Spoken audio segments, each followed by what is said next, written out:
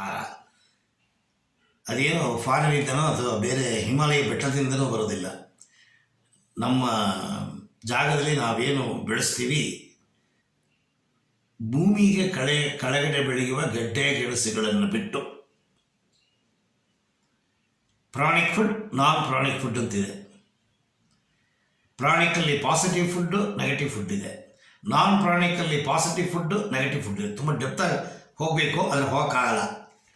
ಸುಮ್ಮನೆ ಟಚ್ ಮಾಡ್ತೀನಿ ನಾನು ಅಷ್ಟೇ. ತುಂಬ ಡೆಪ್ತಾಗಿ ಹೋದರೆ ತುಂಬ ಡೀಟೇಲಾಗಿ ಮಾತಾಡ್ಬೋದು, ಬಟ್ ಅಷ್ಟು ಡೀಟೇಲಾಗಿ ಇಲ್ಲಿ ಹೇಳೋಕ್ಕೆ ಸಾಧ್ಯವಿಲ್ಲ, ಟೈಮ್ ಇಲ್ಲ.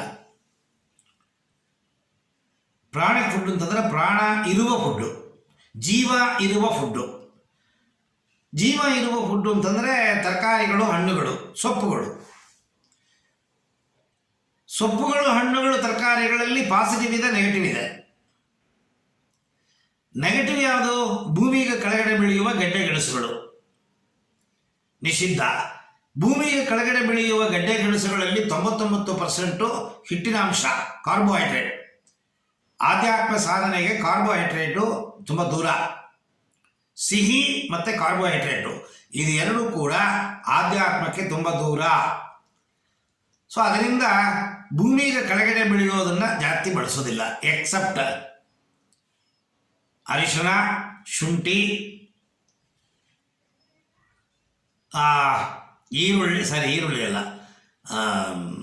ಮೂಲಂಗಿ, ಕ್ಯಾರೆಟು, ಬೀಟ್ರೂಟು ಇವುಗಳೆಲ್ಲ ಹೆಚ್ಚು ಉಪಯೋಗಿಸಬಾರದು. ಯಾವಾಗ ಒಮ್ಮೆ ಉಪಯೋಗಿಸ್ಬೋದು. ಈ ಔಷಧಿಗೆ ಸಂಬಂಧಪಟ್ಟಿದ್ದು ಅರಿಶಿನ, ಶುಂಠಿ ಇದನ್ನು ದಿನನಿತ್ಯ ನೀವು ನಿಮ್ಮ ಊಟ ಮಾಡೋ ಆಹಾರದಲ್ಲಿ ಬೆಳೆಸ್ಕೊಂಡ್ರಿ ಅಂತಂದರೆ ನಿಮ್ಮ ರಕ್ತ ಪರಿಶುದ್ಧವಾಗತ್ತೆ. ಪರಿಶುದ್ಧತೆ ತುಂಬ ಇಂಪಾರ್ಟೆಂಟು. ಸೊ ಇದನ್ನು ಬಿಟ್ಟು ಭೂಮಿಗೆ ಮೇಲೆ ಬೆಳೆಯುವ ಹಣ್ಣುಗಳು, ತರಕಾರಿಗಳು, ಸೊಪ್ಪುಗಳು ಎಲ್ಲನೂ ಸಾತ್ವಿಕ. ಇದರಲ್ಲಿ ಎರಡು ಥರ ಇದೆ, ಬೇಯಿಸಿದ್ದು, ಬೇಯಿಸದಿದ್ದು. ಒಂದು ಸಾಧಾರಣ ಲೌಕಿಕ ಜೀವನದಲ್ಲಿರೋರು 99.9% ಬೇಯಿಸಿದ ಆಹಾರನ ತಿಂತಾರೆ. ಈ ಮನುಷ್ಯ ಸೃಷ್ಟಿಯಾದಾಗ ಅವನಿಗೇನು ತಿನ್ನಬೇಕು ಅಂತ ಗೊತ್ತಿಲ್ಲ, ಪ್ರಾಣಿಗಳನ್ನ ಒಳಗೆ ತಿಂತಾ ಇದ್ದ, ಮನುಷ್ಯನ ಮಾಂಸನೇ ತಿಂತಾ ಇದ್ದ. ಅದು ಕ್ರಮೇಣ ಸ್ವಲ್ಪ ಬುದ್ಧಿ ಬಂದು ಇದು ತಿನ್ನಬೇಕು ತಿನ್ನಬಾರ್ದು ಅನ್ನೋದು ಗೊತ್ತಾಯಿತು. ಹಸಿ ತರಕಾರಿಗಳನ್ನೇ ಕುಯ್ದು ತಿಂತಾ ಇದ್ದ. ಹೋಗೋದಾರಲ್ಲಿ ಮರ ಸಿಗ್ತಾ ಹಣ್ಣು ಕಾಯಿ ಏನು ಸಿಗುತ್ತೆ ತಿನ್ನುವ, ಸೊಪ್ಪುಗಳನ್ನು ತಿನ್ನುವ. ಇದು ಎಷ್ಟೋ ಸಾವಿರಾರು ವರ್ಷದಿಂದ ನಡೀತಾ ಇತ್ತು. ಅದನ್ನು ನಾವು ಈಗ ನಡವಳಿಕೆಗೆ ತರಬೇಕು ನಮ್ಮ ಜೀವನಕ್ಕೆ. ರಾ ಫುಡ್ಸ್ ಅಂತ ಹೇಳ್ತೀವಿ ಅದನ್ನು. ಸೊ ಹಸಿ ತರಕಾರಿಗಳು, ಹಣ್ಣುಗಳನ್ನು ಖಂಡಿತವಾಗಲೂ ನೀವು ನಿಮ್ಮ ಆಧ್ಯಾತ್ಮ ಸಾಧನೆಗೆ ತಗೊಳ್ಳೇಬೇಕು. ನೀವು ಪೂರ್ತಿ ತಿನ್ನದೇ ಹೋದರೂ ಕೂಡ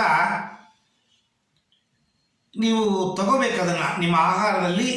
ಹೆಚ್ಚು ಹಸಿ ತರಕಾರಿಗಳು, ಹಣ್ಣುಗಳನ್ನು ಬಳಸಿ ಕಡಿಮೆ ಪ್ರಮಾಣದ ಅಕ್ಕಿಗೆ ಸಂಬಂಧಪಟ್ಟಿದ್ದು, ಕಾರ್ಬೋಹೈಡ್ರೇಟಿಗೆ ಸಂಬಂಧಪಟ್ಟಿದ್ದು ವಿಚಾರಗಳನ್ನು ತಗೋಬೇಕು.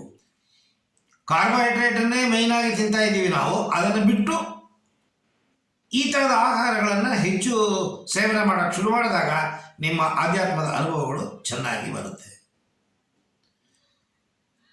ಹಸಿ ತರಕಾರಿ ತುಂಬ ಇಂಪಾರ್ಟೆಂಟು, ಹಣ್ಣುಗಳು ತುಂಬ ಇಂಪಾರ್ಟೆಂಟು. ಇದನ್ನು ನೋಡ್ಕೋಬೇಕು.